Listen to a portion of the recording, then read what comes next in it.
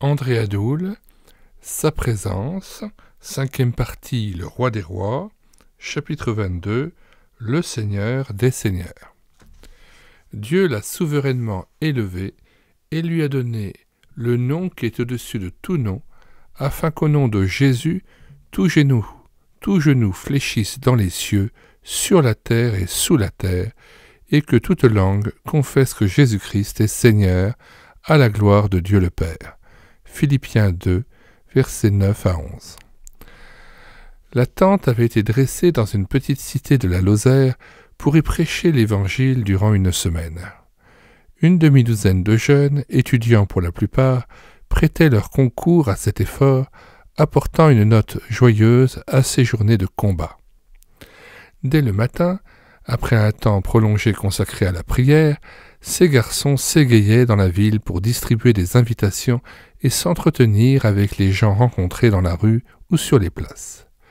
Le soir, cette équipe introduisait avec bonheur la réunion par un tour de chant qui décrispait l'atmosphère.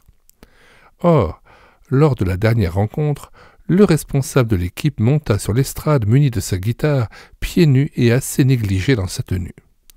Il s'installa avec désinvolture sur sa chaise et déclara « Je vais vous chanter Jésus, mon copain ». J'appréciais tellement le concours de ces jeunes que je ne songeais pas un instant à leur reprocher quoi que ce soit. Ce n'est que plus tard, évoquant cette dernière soirée, que je me ravisais en me disant « Ce n'est pas vrai, Jésus n'est pas le copain. Il est le Fils de Dieu devant qui Jean-Baptiste lui-même se sentait indigne de délier la courroie de ses chaussures, bien qu'il fût son parent. De leur côté, les disciples ne se permettaient aucune familiarité avec lui, puisqu'ils l'appelaient respectueusement Maître et Seigneur. Quant au plus intime de ses amis, l'apôtre Jean, il s'écroula comme mort lorsqu'il eut la vision, mais seulement la vision du Fils de Dieu glorifié, Apocalypse 1, 17. Et pourtant, n'était-il pas sous le sang de Christ ? C'est dire si celui que nous invoquons est digne d'être honoré. Le prétendu copain est en réalité le roi des rois, le Seigneur des seigneurs devant qui tout genou fléchira un jour. C'est pourquoi il ne nous appartient pas de le rapetisser en l'amenant à notre niveau sous prétexte qu'il s'y est mis jadis volontairement pour nous approcher et nous sauver.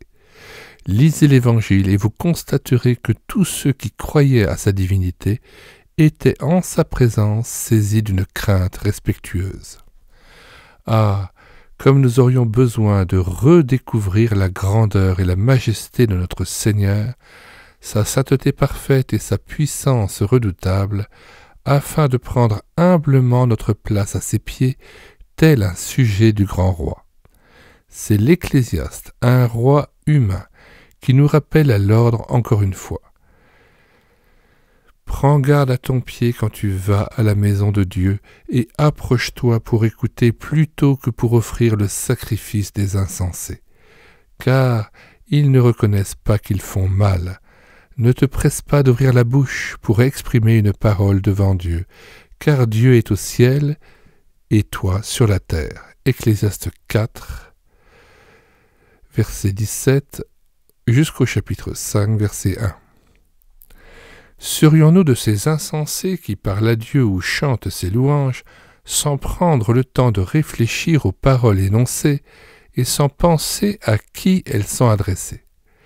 Que de chrétiens inconscients qui traitent le Dieu du ciel comme on oserait le faire de son facteur ou de son voisin. En tout cas, ce n'est pas en négligé ou en fanfaron qu'on se présente devant un grand de ce monde. Pensez-y et, s'il le faut, révisez votre façon de l'aborder et de lui parler, toujours avec crainte et respect. Avez-vous noté combien de fois la souveraineté du Seigneur est proclamée dans l'Écriture et combien de fois revient dans les psaumes l'expression « l'Éternel règne » ou une expression analogue, Psaume 9, verset 8, Psaume 22, verset 29, Psaume 29, verset 10, Psaume 45, verset 7, Psaume 47, verset 9, Psaume 59, verset 14, etc. Lisez la Bible et vous apprendrez que, petit a, notre Créateur est grand, infiniment grand. Toute la nature est assujettie d'une façon absolue à la volonté et à la parole de Dieu. L'Éternel est grand par sa force. L'Éternel marche dans la tempête, dans le tourbillon. Les nuées sont la poussière de ses pieds. Il menace la mer et la dessèche. Il fait tarir tous les fleuves. Les montagnes s'ébranlent devant lui et les collines se fondent. La terre, le monde et tous ses habitants se soulèvent devant sa face. Qui résistera devant sa fureur?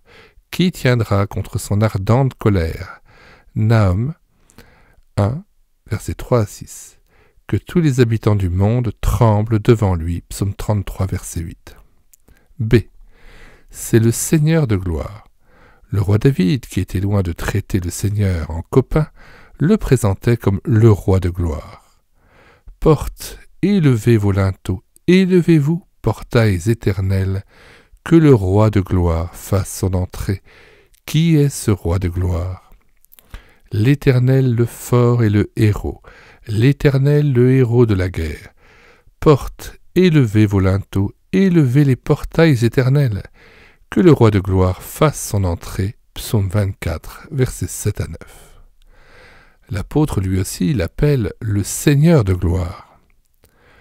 Aucun des princes de ce siècle n'a connu la sagesse de Dieu, car s'il l'avait connu, il n'aurait pas crucifié le Seigneur de gloire. 1 Corinthiens 2,8. C. Il est qualifié de grand Dieu. En attendant la bienheureuse espérance et la manifestation de la gloire de notre grand Dieu et Sauveur, le Christ Jésus. Tite chapitre 2, verset 13. D. Le Christ est au-dessus de toute domination, le Tout-Puissant. Il a mis en action la surabondance de sa puissance en le ressuscitant d'entre les morts et en le faisant asseoir à sa droite dans les lieux célestes au-dessus de toute principauté, autorité, puissance, souveraineté, au-dessus de tout nom qui peut se nommer, non seulement dans le siècle présent, mais encore dans le siècle à venir. Éphésiens 1, versets 20 à 23. La souveraineté reposera sur son épaule. On l'appellera admirable, conseiller, Dieu puissant, Père éternel, prince de la paix. Ésaïe, chapitre 9, verset 5. Faut-il ajouter d'autres citations?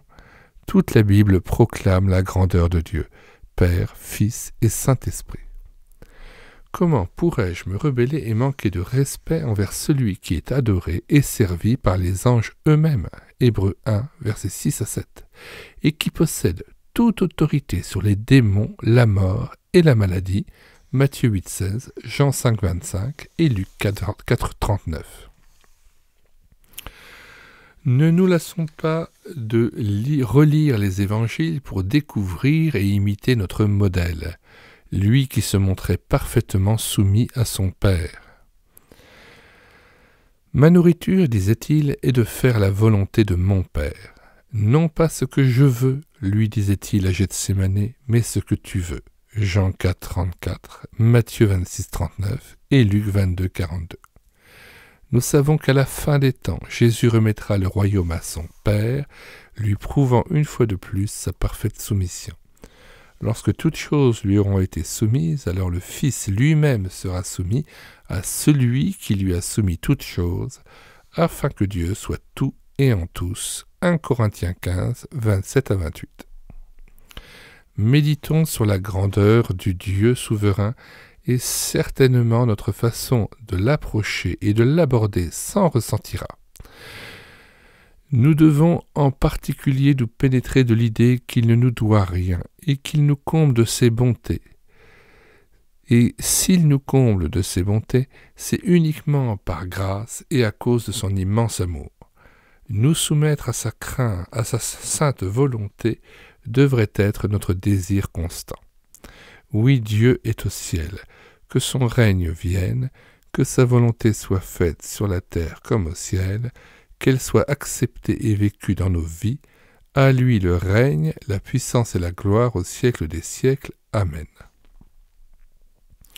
À Dieu seul notre Sauveur, par Jésus-Christ notre Seigneur, soit gloire, majesté, force et puissance, dès avant tous les temps et maintenant et dans tous les siècles. Amen. Jude 25. Question. Avez-vous vraiment une idée de l'infinie grandeur de Dieu? N'avez-vous pas, dans vos prières comme dans vos cantiques, oublié trop souvent que vous vous adressiez au roi des rois? Ne devriez-vous pas lui en demander pardon? Deuxièmement, est-ce qu'il n'y aurait pas dans votre comportement, votre tenue ou votre langage des choses qui devraient changer lorsque vous vous présentez devant le Seigneur de gloire? Troisièmement, rendez gloire à Dieu de toute votre force et de tout votre cœur parce qu'il règne et veille sur son œuvre. Il est grand et très digne de louange. Que Dieu vous en convainque toujours plus. Présence ineffable, chapitre 23. Il y a d'abondantes joies devant ta face, psaume 16, verset 11. Dans l'immensité calcinée du désert, le voyageur éprouvé par la soif sous un soleil de plomb écarquille les yeux et croit voir au loin une vaste étendue d'eau où se reflètent le ciel et de légers nuages. Reprenant courage dans un sursaut d'énergie, il avance toujours. Le lac qui paraissait tout proche s'éloigne encore, puis se résorbe soudain. C'était un mirage. En pensant à ce phénomène caractéristique des déserts surchauffés, je ne voudrais pas, en évoquant l'extraordinaire de la présence du Seigneur, vous pousser à poursuivre le néant, même s'il est alléchant.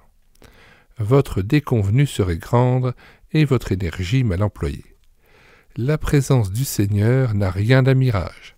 C'est une expérience réelle que je vous souhaite de faire. Ceux qui fréquentent le sanctuaire la décrivent avec émerveillement. Je préfère leur donner la parole, non sans hésitation toutefois, car je redoute de mettre en avant émotion et sentiment. Les uns parlent d'ineffable extase de sa présence, d'autres de gloire transcendante ou d'éblouissante révélation de sa face merveilleuse. D'autres encore évoquent de fraîches eaux jaillissant de la vie divine. D'autres usent abondamment des superlatifs ou des mots tels que ravissement, splendeur, félicité, gloire. Sans doute est-il bien difficile, pour ne pas dire impossible, de décrire ce que le chrétien peut ressentir dans sa présence, puisque l'apôtre mentionne que la paix qu'elle procure est au-dessus de toute intelligence. Pour la connaître, il faut l'expérimenter. Il est bien vrai que devant lui, toute chose apparaît sous un jour nouveau, métamorphosé. Il est vrai aussi qu'il y a d'abondantes joies devant sa face. Une joie exquise, imprégnée de sereine quiétude qui épanouit l'être tout entier et procure un sentiment de détente et de liberté. Mais le danger nous guette de mettre l'emphase sur les effets plutôt que sur la cause, sur l'ombre et non la réalité. À poursuivre la joie ineffable, on oublie l'auteur de la joie, le Christ. C'est pourquoi, si vous êtes friand de merveilleux, il faut être honnête, cessez de rechercher l'expérience qui bouleverse. Disciplinez-vous, ne cédez pas à son attrait. Que sa personne seule vous attire. Cherchez-le de tout votre cœur sans vous lasser. Après tout, l'essentiel n'est pas le sublime de sa présence, mais le fait que je me trouve devant le Seigneur dans son intimité. Demeurez en lui afin qu'il demeure en moi, voilà l'essentiel. Qu'on me pardonne cette insistance. Une chrétienne zélée m'entretint de son trouble. L'été dernier, me dit-elle, après avoir entendu la prédication de l'Évangile, une grande paix a inondé mon âme, et cela durant des mois. J'étais littéralement au ciel. Or, depuis quelques semaines, je ne ressens plus cette paix et m'accuse d'infidélité. J'ai beau m'humilier, je ne retrouve plus mon assurance. J'en suis perturbé. Que dois-je faire? Rien, mais seulement réfléchir un peu. Au fond, qu'est-ce qui vous jette dans un tel désarroi? Qu'attendez-vous pour être apaisé? Bien sûr, de retrouver cette paix. C'est justement là votre erreur. Certainement, Dieu a jugé bon d'ôter ces sentiments merveilleux auxquels vous vous accrochiez pour que vous ne regardiez plus à la paix, mais à celui qui donne la paix, à Jésus notre paix, votre paix. Vous devez estimer infiniment plus le Seigneur et son amour que le bien qu'il peut procurer à votre âme. Le bien-aimé doit être placé au-dessus de tout. Aimez-le pour lui-même et non pour les faveurs qu'il peut vous accorder et qu'il ne manquera pas d'ailleurs de vous donner en abondance. Dieu est sage, il enlève vos points d'appui ici, la paix, pour produire en vous la grande foi qui n'a pour objet que le Christ. Un croyant des temps reculés écrivait « Le sentiment délicieux que tu éprouves parfois est certes un effet de la présence de Dieu et un avant-goût des douceurs du ciel. Mais Dieu l'accorde et le retire comme il lui plaît. Il ne faut surtout pas s'y appuyer dessus si l'on veut être ferme. Les progrès que l'on fait dans la vie spirituelle ne consistent pas à éprouver toujours une grâce sensible qui console et réjouisse, mais singulièrement à accepter ces privations avec humilité, patience, renoncement, sans néanmoins perdre courage ni abandonner les exercices de piété. Au contraire, c'est alors qu'il faut redoubler d'efforts et faire tout ce qu'on peut pour ne pas se relâcher dans la sécheresse et les troubles de l'âme. C'est Dieu qui dispense ses dons et ses grâces quand il lui plaît, sans que personne en doive murmurer. Paul était de ceux qui plaçaient le Seigneur au-dessus des plus belles expériences. Pour s'en convaincre, il suffit de lire le récit de la vision qui l'a transporté jusqu'au 3e ciel, 2 Corinthiens 12, 1 à 6. S'il a évoqué ce fait, c'est bien à son corps défendant, simplement pour répondre aux chrétiens de Corinthe qui l'accusaient d'avoir une parole méprisable, 2 Corinthiens 10, 10. Eux qui faisaient étalage de leurs dons. Dieu avait accordé à son serviteur cette grande faveur alors qu'il se préparait à entreprendre son premier voyage missionnaire. Le maître de la moisson voulait ainsi armer puissamment celui qui allait trouver épreuves et difficultés sans nombre sur sa route. Pour le vaillant apôtre, la vision du Seigneur de gloire lui importait plus que celle du travail à accomplir. Relisez 2 Corinthiens 12, 1 à 6, et vous apprendrez de belles leçons. Vous noterez en particulier, petit a, que Paul a attendu 14 ans avant de révéler à ses lecteurs la grâce insigne que Dieu lui avait accordée, une faveur qui aurait pu le favoriser auprès de ses frères, fort critiques à son endroit. Sans doute sera-ce la seule fois qu'il osera en faire mention. Quelle maîtrise de soi! Il sait tenir sa langue en bride, soucieux de ne pas se grandir devant les hommes. Verset 6. C'est Jésus seul qui doit être admiré. B. Notez encore la sobriété de cette évocation que nous souhaiterions plus développer. L'apôtre ne s'appesantit pas sur l'événement pourtant exceptionnel. Il ne juge pas utile d'expliquer ce qu'il faut entendre par 3e ciel. Pas davantage, il ne décrit sa vision, ne fournissant aucune précision quant aux circonstances ou au moment de sa manifestation. « Je ne sais », répète-t-il avec un air détaché. Décidément, l'extraordinaire qu'il a vécu ne lui tourne pas la tête. C. Et puis, comme il répugne à tirer gloire de cette grâce à laquelle il s'abstient d'associer son nom au point qu'on se demande si c'est bien lui qui en a été l'objet. Je connais un homme, verset 2, quelle humilité! L'apôtre sait que cette vision du ciel n'a été qu'une grâce de plus, une faveur inouïe certes, mais imméritée. Je dis bien une grâce, non une récompense. C'est l'auteur de la bénédiction et non le bénéficiaire qui doit être exalté. S'attacher au don, avons-nous dit, c'est oublier le donateur et donc lui faire injure. Qui s'attache à l'expérience s'admire lui-même et se détourne du bien-aimé. D. il est peu probable que cette expérience soit reproduite ou que Paul ait souhaité la revivre. Si Dieu accorde l'extase, alléluia. S'il nous en prive, alléluia quand même. L'Éternel a donné, l'Éternel a ôté, que son nom soit béni. Job 1, 21. Le contexte de cette évocation. La mention des épreuves au chapitre 11. L'écharde au chapitre 12. Laisse entendre que la vie de tous les jours est plus prosaïque que merveilleuse. Le chrétien n'est-il pas appelé à souffrir? 1 Pierre 2, 20 à 21.